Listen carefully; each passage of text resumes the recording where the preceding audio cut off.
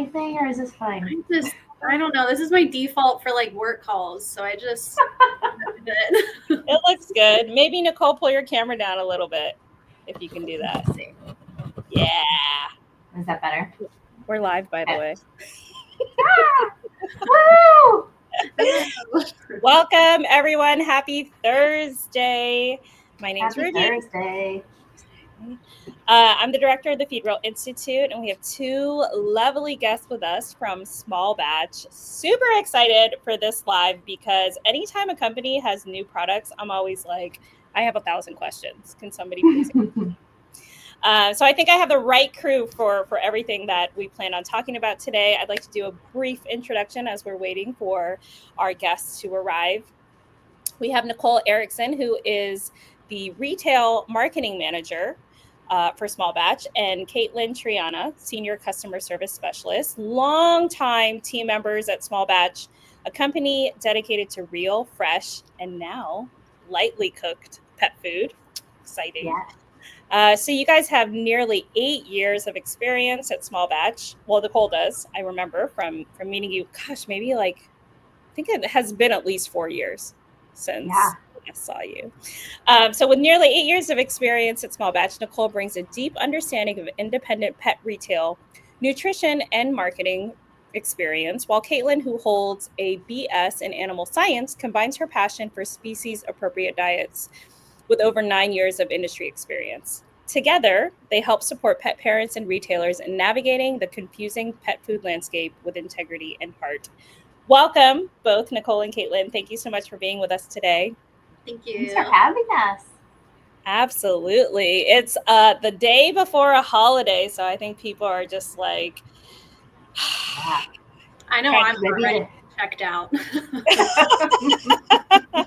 Well, this is a kind of hard one for pet parents as well, with the fireworks and everything going on. They've already been testing them in my neighborhood, and I'm like, can you just wait? Same. Get your CBD ready if you have not already been dosing week long. Right now. Absolutely. So let's get into it. We're talking about lightly cooked food, and to be honest, for as long as I've known Smallbatch, I've always recommended your raw food. I very much love the patties. I think those are super, super convenient, especially for the small to medium sized dogs. So I was really surprised when you came out with this lightly cooked food option. Can one of you guys sort of tell me the story behind it? Like what's the history? Because you guys have been around, Smallbatch has been around for a long time, and moving into the cooked food this space. year. Yeah. That's crazy. But moving into the cooked food space, I would imagine was not a light decision to make. Can you talk about that a little? Yeah, 2025 being our 20th anniversary, there were a lot of questions at the initial inception of a lightly cooked product. Why would a raw food company pivot? And the reality was we had enough audience or consumer base interested in feeding a premium ingredient, fresh food, that was still a little bit uncomfortable with the idea of something fully raw. Maybe their veterinarian had given them reasons to question product appropriateness for their pet, or customer had an animal that just wasn't settling digestively with a totally raw food. And we would have people writing in all of the time telling us, hey, I'm cooking your raw patties. Is that okay? What temperature should I cook them at? Is it safe to put them on the stove top, boil them in water? The whole myriad of cooking options. And we decided, let's take the ingredient quality that people are looking for when they're buying Smallbatch and see what happens when we cook it. We can provide a nutritionally sound, complete and balanced recipe with our materials and have the ability to ensure that people aren't unintentionally messing with nutrient panels, right, or appropriate inclusions for their animal. So We literally took our raw food recipes and put them in a sous vide and did pre and post nutritional analysis panels to see what actually changed when we cooked them. And very much to our like happy accident, Surprise. the the panels changed virtually zero.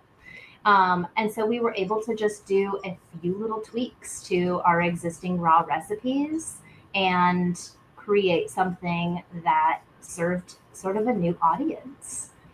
That's awesome.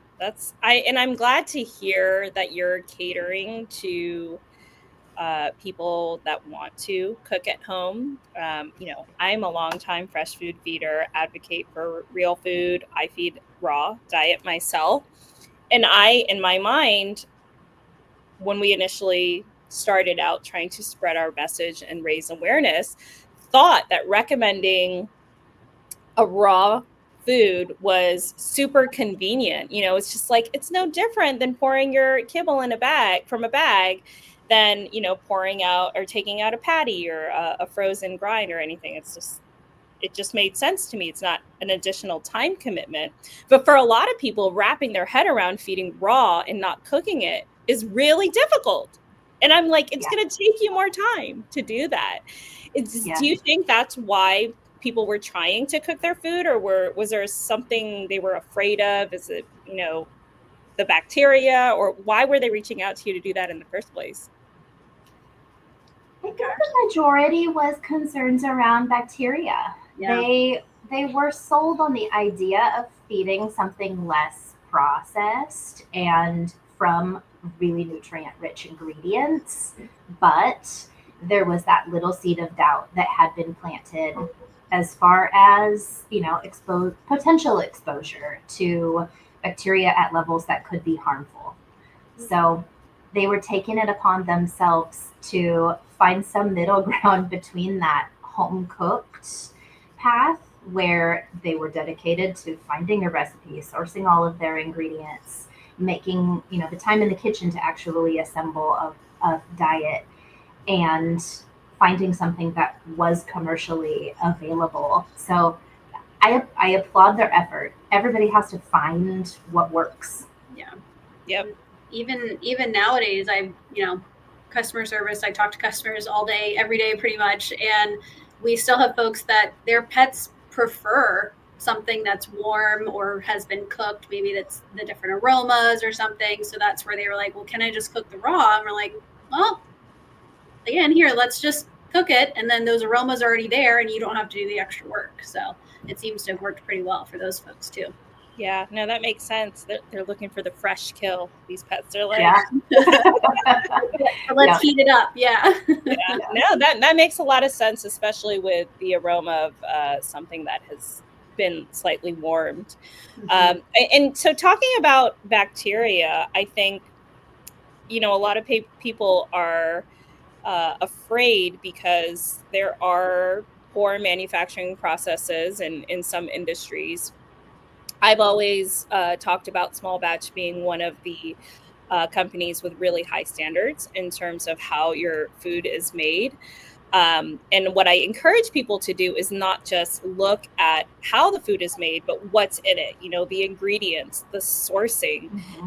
How did, if at all, the sourcing process change when you started offering lightly cooked from raw product? How did it change? It didn't. It didn't. No, it's all the same. No. Yeah. Since the beginning of Smallbatch, the idea of crafting a better raw food was rooted in procurement of those ingredients. The idea that people were just going to a regular local grocery store or a food co-op and finding whatever they could find was, okay, that's a good point of entry, but how can we source with integrity so we are supporting farming practices that we believe in, both for livestock and produce, make sure that the materials themselves are as nutritionally robust as possible, but also have that be the very foundation of product safety. Mm-hmm. It's so reflective of where animals are raised, how livestock are treated, what are their living conditions, um, what is actually in the meat that we're going to harvest from their body. Healthy animals deliver healthy meat. And that was step number one. So, sourcing everything ourselves. It's actually an extremely unique practice in pet food, period, but particularly in raw food, because it is very easy to outsource that effort. So, we've always contracted every single supplier direct because they need to follow our set of specific guidelines for humane treatment, um, above all else for animal welfare. But second, the use of exclusively whole cuts of meat is the next most important thing when we are talking pathogen safety. And it's As a, actually something people don't really think of it as a factor in commercial production of raw food, but the alternative to something like a whole cut, let's picture half of a chicken, right? That's one carcass that only has one outside surface and has been minimally processed, right? Alternatively, mechanically separated meat or mechanically deboned meat is the foundation of commercial pet food. It's basically the rendered leftovers of dozens of carcasses after all of the premium cuts have been taken off. Pet food does not want to pay top dollar for their meat. They are happy to buy what is pennies compared to pricey per pound grass fed or cage free or pasture raised livestock. So animal processors will take off the most valuable cuts that get sold to restaurant and grocery channels. And then pet food gets those carcasses all ground up, made into that awesome liquid pink slime. Um, because on an ingredient label, it looks exactly the same. Yep. You can call out the quality of that animal, grass fed, pasture raised, global animal partnership, GAP 3 rated, what have you, and only be using the pink slime version and call it beef on an ingredient deck. And that material is so pathogen heavy because, again, you are grinding and combining dozens and dozens and dozens of processed animals. Um, if you are using mechanically separated meat in your food, you should be implementing a pathogen mitigation step like high pressure pasteurization or cooking, because you know that you are introducing a high pathogen load. how do pet parents know this? How would they know if the company they're buying from is using ground or mechanically separated meat? This is a great question because it is pet food's dirty secret. Nobody is going to tell you on a package. It's not required to be identified at all. I would reach out to your pet food company and ask them directly, and then keep your fingers crossed that they are honest with their answer, because it's not something you're going to hear about often. It is something that is one of the most important differences for us, and we want our consumers to know it is a big piece of food safety here. Sure. Yeah. One thing that I have noticed about your recipes and when you guys list out the ingredients is you'll write beef hearts, for example, right? It includes the actual body part. Oftentimes, with a highly processed pet food or even ones that are raw, they would list it as just beef or Yep. just chicken. So I think that's also another red flag Yeah, to look yeah. for. How did you, so the recipes are all the same. Are you guys, what different proteins are offered on the lightly cooked line? So all of the lightly cooked foods, they are available in chicken, turkey, and beef were our three like foundation proteins. And then we have just recently added pork and lamb, which is super exciting. If anybody's been following Smallbatch for a while, the pork has been on the menu for a long time, and it finally launched here just within the last month or so. And those are all available in little convenient slider format. So they're about an ounce a piece. So super easy to just portion out, thaw it as you need it, mash it up in the bowl, and you're good to go. So would you say that a lot of people were waiting for pork in particular? I've found a lot of people still skeptical about feeding pork. It's definitely, I think, one of those hit or miss ones. Pork is one of my favorite proteins to feed, actually, and ours, it's a nice lean pork. It's not, people think of pork and I think they immediately go to bacon and fatty and, but it's a really beautiful, lean, neutral, simple, easy to digest protein. And it was one that we really wanted to bring to market for a long time, and folks were waiting on it, and we're super excited about it. So I think that that's probably still rung true now that it's launched. People have I think we sold out at one point. Yeah. So that's pretty cool. Yeah. Wow, that's amazing. I myself love to feed pork and lamb as well. Yeah. I think that's usually pretty high on my list. Mm-hmm. Can you talk a little bit about prey inspired recipes? What does that mean? Yeah, so when we were talking about the very foundational raw formulas that Smallbatch created and started to make commercially available, the idea was nature knows best. If you take the inherent balance in an animal body of muscle meat to fat to organ to bone, that's what an animal would potentially consume in nature. We know now, or at least most people in the fresh food space are coming to be very in the know on the benefits of organ meats. They are Mother Nature's multivitamins, right? If you look at wolves, the components that the alpha animals will go for first are hearts, livers, kidneys, gizzards.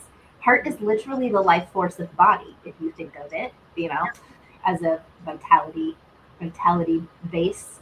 And so utilizing organ meats as your most important source of trace nutrients, that's always been the way that we have crafted foods. And we wouldn't do a lightly cooked product any other way. And in the space of lightly cooked that's commercially available, it's one of the most unique call outs for our ingredient panel next to others.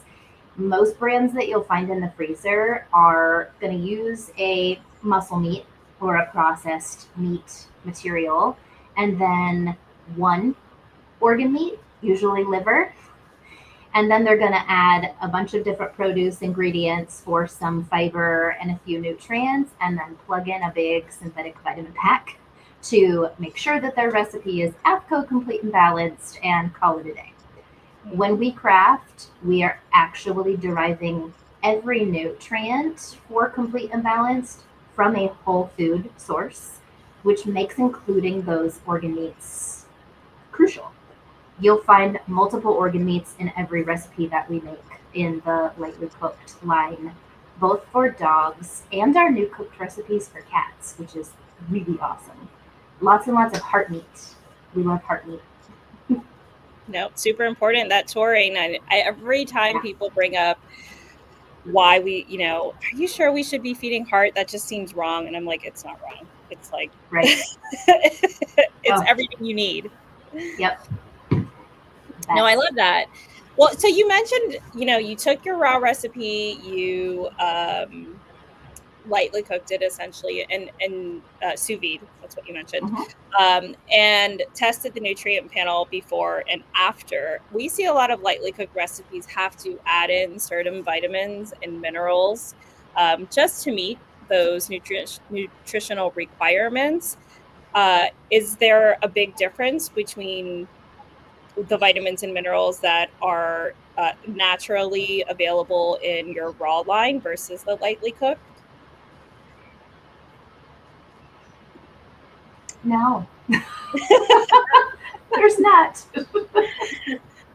The lightly cooked just has 3 like additional minerals added, just in a tiny amount. But otherwise it's pretty much the same as the raw. Awesome. I love that. Yeah. That's great. These aren't trick questions. These are like my Yeah. real, like as someone who talks to a lot of customers about making food at home versus what they should buy. I know these are the Yeah. questions that come up often. And so We do get asked why. So in the lightly cooked diets for dogs, you will see zinc, copper, and manganese glycinates. And the reason that we added, it is 1/10 of a gram, which goes into an entire batch, which is like yay big. So technical. Is actually because there are slight variations in naturally occurring mineral between the different proteins. Chicken is unique compared to beef, compared to turkey, compared to pork, compared to lamb. In ideal worlds, customers would be rotating through all the varieties and ensuring balance over time. But because we know that that's not standard practice, we chose to add that little tiny bit to make sure that if someone was feeding exclusively turkey, they wouldn't be consistently Under. under in any capacity. sure. So, it's a little bit of we've got to understand our consumers and hit small batch food philosophy. Yeah. Well, and that here's one thing about pet owners, I'd say generally. Generally speaking, they are very loyal to the brand of food that they like to bring home for their pets. However, they're also very loyal to that particular bag and protein. They will be the first to notice when you change your packaging if words are slightly different or colors. But unfortunately, that leads into feeding the same protein all the time. You mentioned, Nicole, in an ideal world, they would be rotating through the proteins. Why do you say that? Every protein offers unique amino acids and protein to fat balance. That's the part of nature's design. We were talking about that before. You're not going to find the same protein to fat balance in chicken as you would grass fed cattle, as you would pasture raised pork. That's just not the way those animal bodies exist. So, balance over time instead of every single meal is really the way animals are conditioned to feed, right? We don't eat perfectly balanced meals every single meal. And so that variety is the way to ensure that you are getting a combination of nutrients in unique packages. Those slight variations, that's what keeps it novel in the body. We have so many animals now that get into digestive issues or chronic allergies. And I picture it almost like you're driving the same road and you create this rut and familiarity in the body. And at a point, you are going to have less than optimal absorption or utilization. If you went to the gym and did bicep curls on one arm only every single visit, eventually the rest of your body will atrophy and your single bicep is going to become lazy. So that novelty and combination is part of nourishing microbiome balance and ensuring, nutrient absorption and metabolic health. Yeah, no, that's a great way of explaining it. I love the bicep analogy. Nicole makes the best analogies for anything you can ever imagine. So, like if you need an analogy for anything, Nicole's your girl.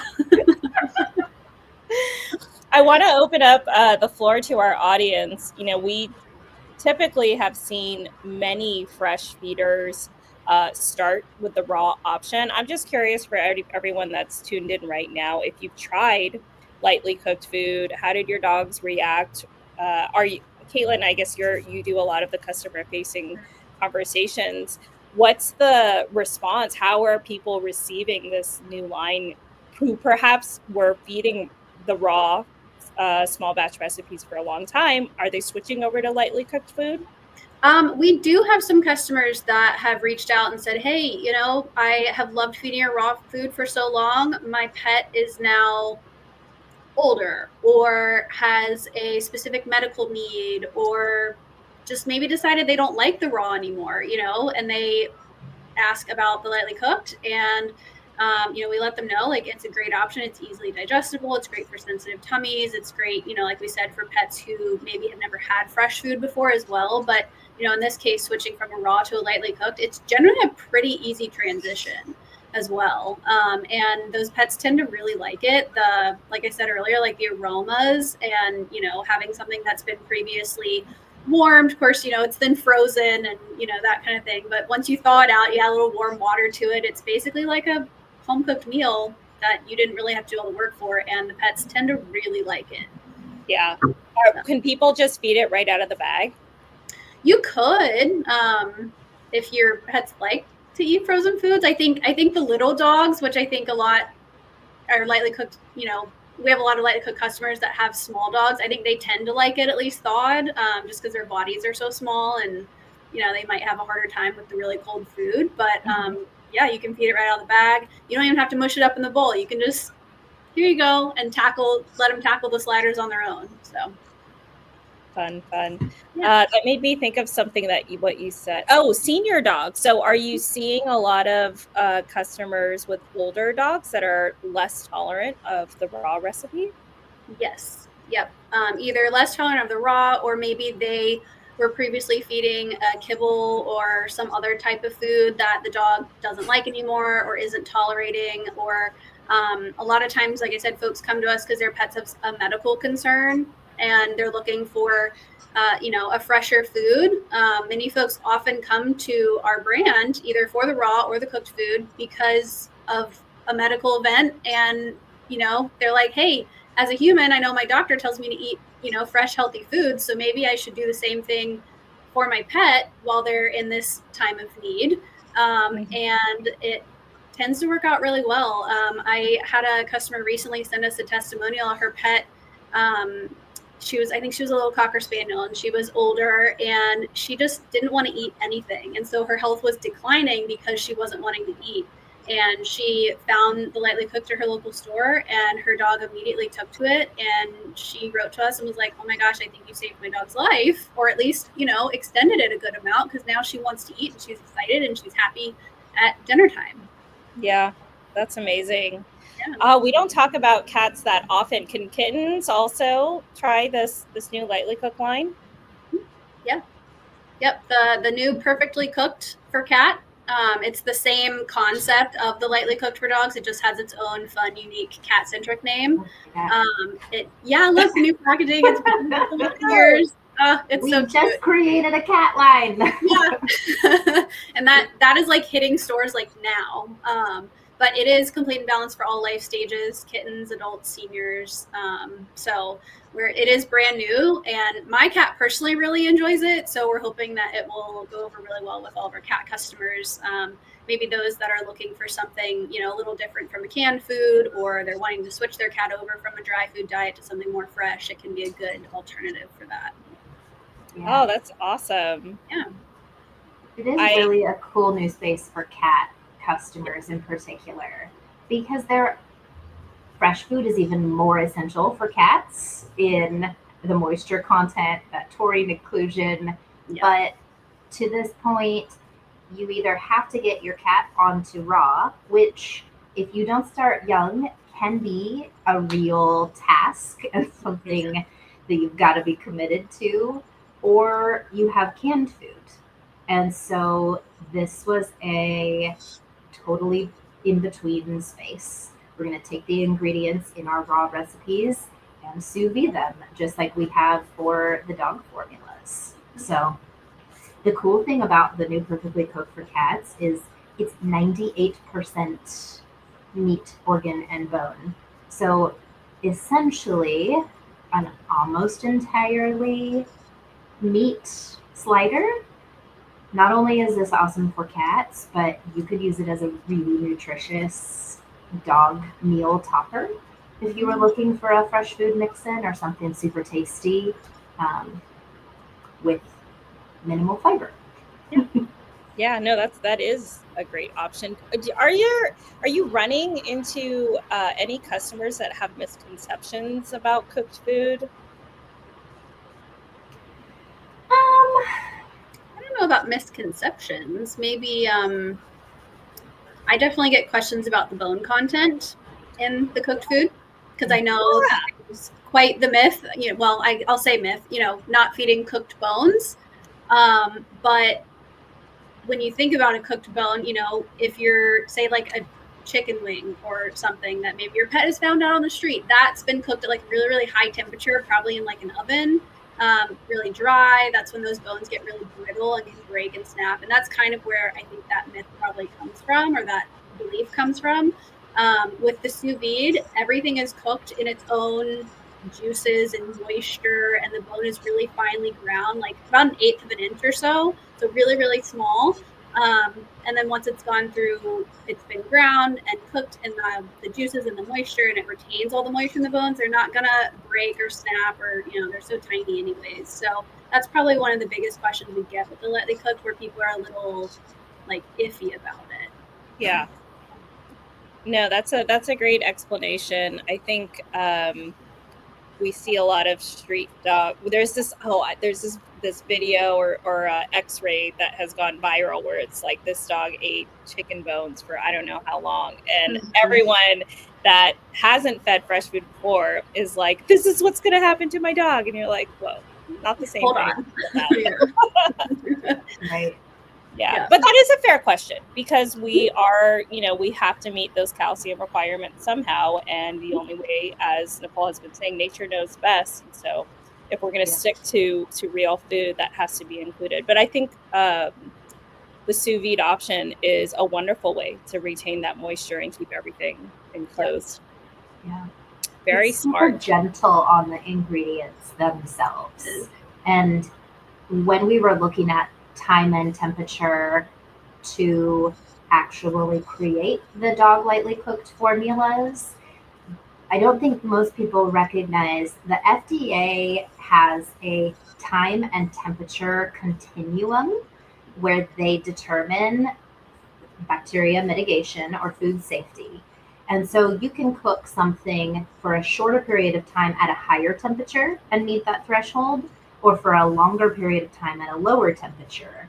And we found a really nice intersection where it is as low a temp for as short a duration, but still meeting that pathogen mitigation point for poultry specifically. Mm-hmm. So for those folks that are still on the question cusp of, I hear you that it's safe, but I'm not entirely sure. Here's the criteria that the FDA established, and we're meeting that without totally obliterating the nutrient value of the ingredients. Because that's a hard thing to calibrate at home. We can't tell people, sure, you can cook our food, because that means 12 different things to 12 different people. Right. How long, how hot, how completely.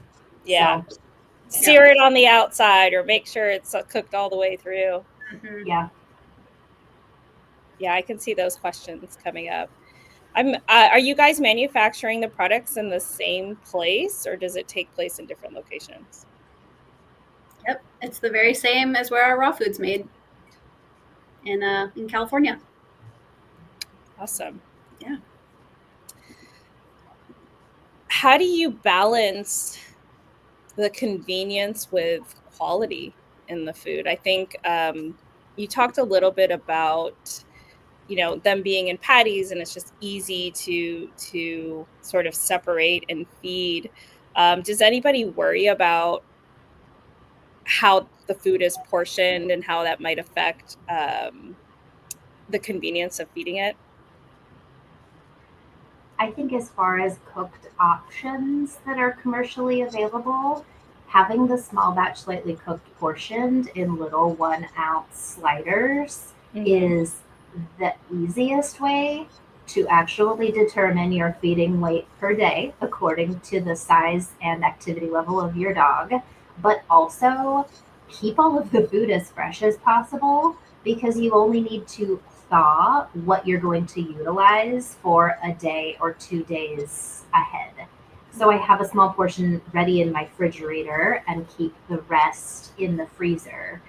And other options on the land or in the market are often larger bricks. You are peeling, you're having to measure or guesstimate exactly how much your dog needs, put the rest back in the fridge for later. It's, I think, a bit more cumbersome process. So having everything manufactured sequentially in almost the exact same way as the raw food, it's different, and also I think makes the experience or the practice so much easier when people actually experience it themselves. Yeah. So we go for ease. We want to make fresh feeding with premium ingredients accessible. Well, what's the price difference between your raw line and your lightly cooked line? That's a great question. Negligible. Yeah. I'm like, what's the difference in price per pound? Negligible difference. I think less, probably 75 cents a pound, maybe the difference in parallel proteins between raw and cooked. And then if you're buying bagged versus bulk, obviously bulk, you'll have some more savings there. The lightly cooked chicken, turkey, beef is available in a 10-pound bulk box, so you'll get some extra savings there. Yeah.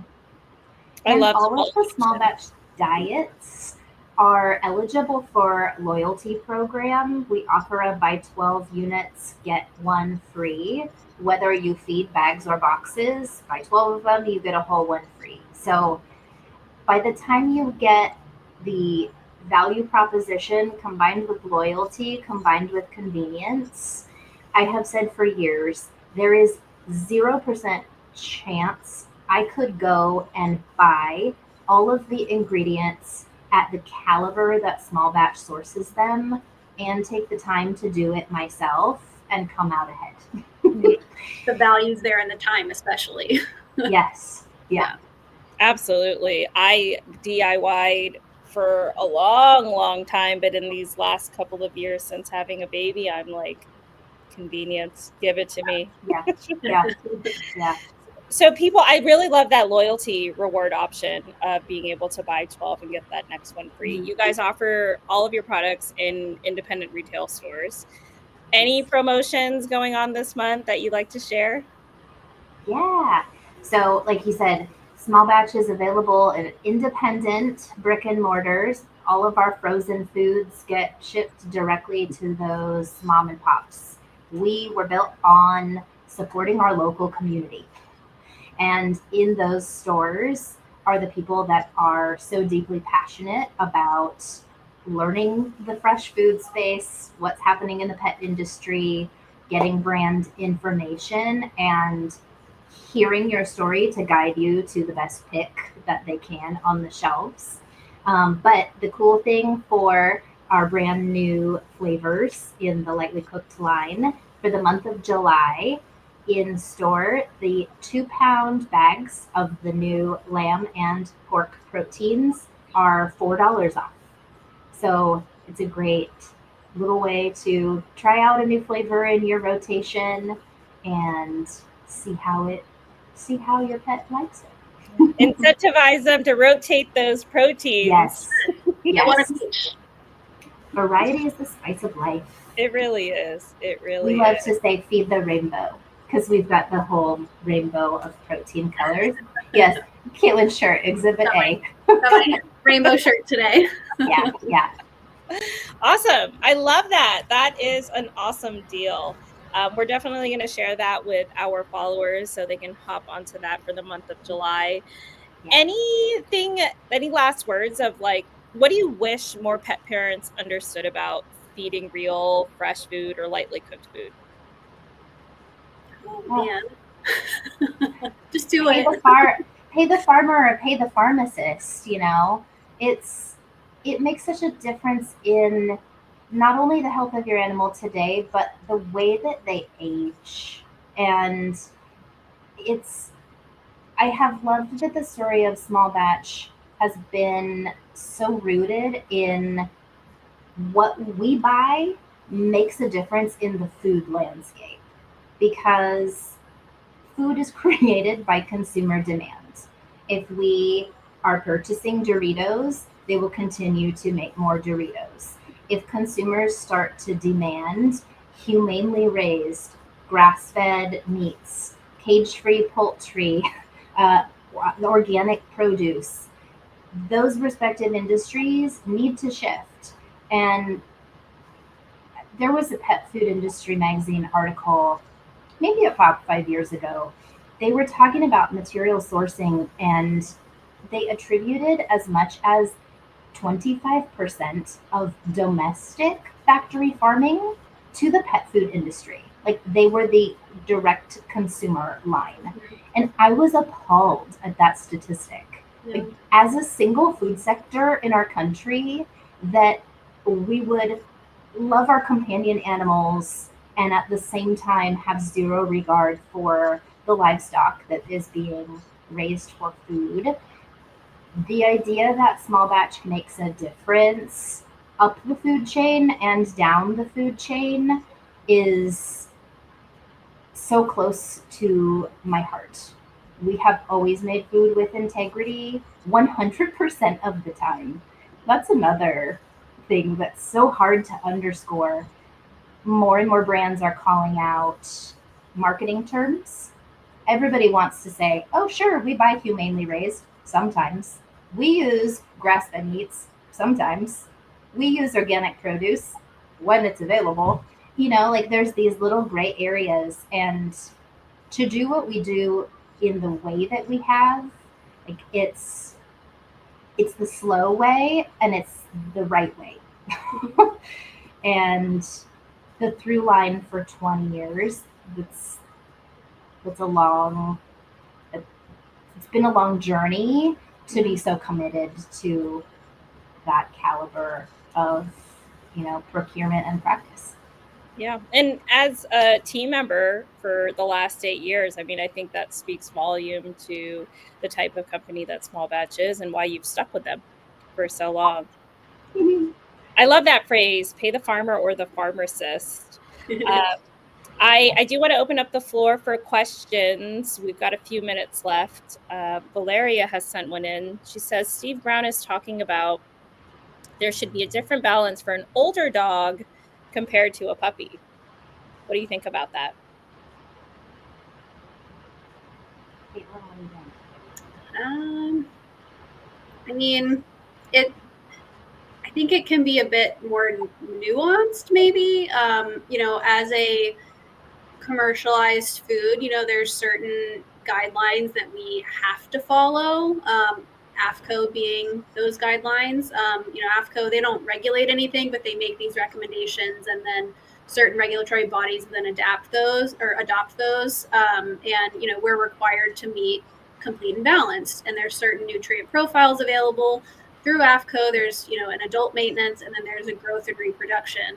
All of our foods are complete and balanced for all life stages, which utilizes that growth and reproduction nutrient profile, which is going to cover the adult maintenance as well as the puppies and the older dogs. Obviously, animals are all so unique, and some older pets, they might have specific needs that, a commercialized all life stages diet may or may not meet. So ultimately, that's going to be something that you're going to want to discuss either with your vet or your nutritionist. You might consider creating a more customized diet for pets that have special needs. So I think the takeaway is that, you know, we're making foods for kind of, I guess, the general population of pets. You know, they do fit a lot of pets that have, you know, medical needs, or, you know, pets that need low sodium or things like that, because we don't add salt to the foods. But, you know, if you've got a pet that really needs something special and unique, they might need something catered to them. And I'm a fan of Steve Brown. You know, he's been a fresh food advocate in the space for some time. I don't know what this comment is referring to specifically, if it's fresh food or processed food, but what, you know, we recently fielded some questions about senior dogs actually needing more protein, because for a long time in this space, older dogs were, there was a suggestion to decrease the amount of protein, which frankly just made it harder on their kidneys and their pancreas to break down some of that food. So I think at least if you're considering a fresh food diet, there's a smaller difference that you're going to see between feeding a senior dog and a puppy real meat, because you're going to get that amount of protein. However, if you're looking at dry foods, that percentage of protein is going to drop substantially. And I think that's where this question really matters. Yeah. You know? Yeah, I think that makes a lot of sense. And I think too, with feeding fresh, real foods that your pets' bodies are able to utilize more efficiently, you know, their bodies are going to take what they need, and all those nutrients work together and, you know, help. They go to the different areas that the body needs, and it all kind of, I think, evens out to a certain degree. So, yeah. But that was a really great question. People are always trying to keep us on our toes, you know? I know. All right. Well, we're just about out of time. Thank you guys, everyone, for joining in on this Thursday before a holiday weekend. Thank you, Nicole and Caitlin, for coming on board and telling us about your new line of lightly cooked food. Can't wait to see you this October at the Feed Real Summit in San Diego. Our VIP tickets just went live yesterday, and we are almost sold out. So I think that's great. 10 left. Yeah. So anyone that's listening in, better jump on it. You do have to have a general admission ticket to upgrade to VIP, and there are also only a few left of those. But I'm really, really looking forward to seeing both of you in San Diego, and can't wait to check out the new line.